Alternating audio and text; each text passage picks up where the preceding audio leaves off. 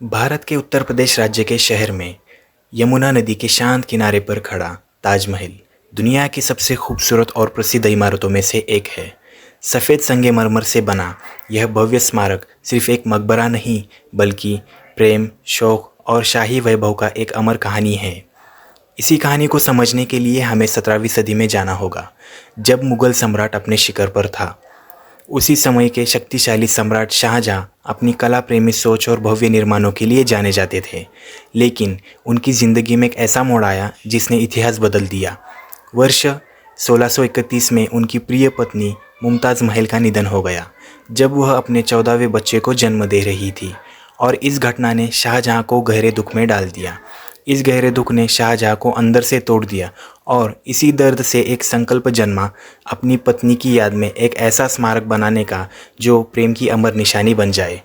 इसी संकल्प के साथ वर्ष 1632 में ताजमहल निर्माण का कार्य शुरू हुआ, जो अपने समय की सबसे भव्य परियोजनाओं में से एक था। इस निर्माण में लगभग 20,000 कारीगरों, शिल्पकारों और मजदूरों ने भाग लिया, जो भारत के साथ साथ फारस, तुर्की और मध्य एशिया से आए थे। इन सभी कुशल कारीगरों ने मिलकर इस अद्भुत संरचना को आकार दिया, और इसके मुख्य वास्तु के रूप में उस्ताद अहमद लाहौरी का नाम सामने आता है।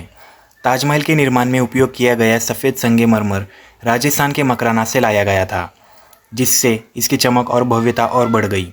इसके अलावा इसमें लेपिस लाजुली, फिरोज़ा, जेस्पर और अगेट जैसे कीमती और अर्ध कीमती पत्थरों का उपयोग किया गया, जिन्हें संगमरमर में जड़कर खूबसूरत डिज़ाइन बनाया गया।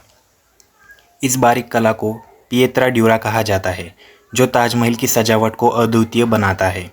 इसका मुख्य गुंबद लगभग 73 मीटर ऊंचा है, और इसके चारों कोनों पर खड़ी 4 मीनारें इसकी भव्यता को और बढ़ाती है। इन मीनारों को हल्का बाहर की ओर झुकाकर बनाया गया है, ताकि किसी प्राकृतिक आपदा की स्थिति में वे मुख्य संचार यानी गुंबद पर ना गिरे।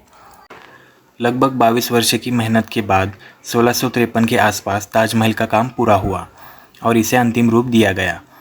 इस स्मारक के परिसर में एक सुंदर बाग, मस्जिद और एक गेस्ट हाउस भी शामिल हैं, जो इसकी भव्यता को और बढ़ाते हैं।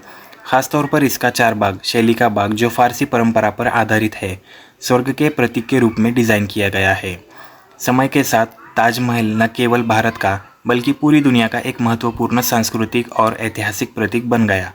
वर्ष 1983 में इसे यूनेस्को द्वारा विश्व धरोहर स्थल घोषित किया गया, जिससे इसकी वैश्विक पहचान और भी मजबूत हो गई। आज हर साल लाखों पर्यटक इसकी सुंदरता को देखने के लिए यहाँ आते हैं और इसकी भव्यता में खो जाते हैं। लेकिन इस भव्य कहानी के पीछे एक भावुक अंत भी छिपा है, जिसे अक्सर लोग नहीं जानते।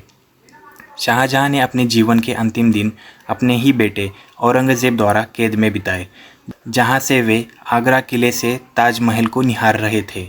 1666 में उनकी मृत्यु के बाद उन्हें भी मुमताज़ महल के बगल में इसी मकबरे में दफनाया गया, और इस तरह यह प्रेम कहानी हमेशा के लिए अमर हो गई।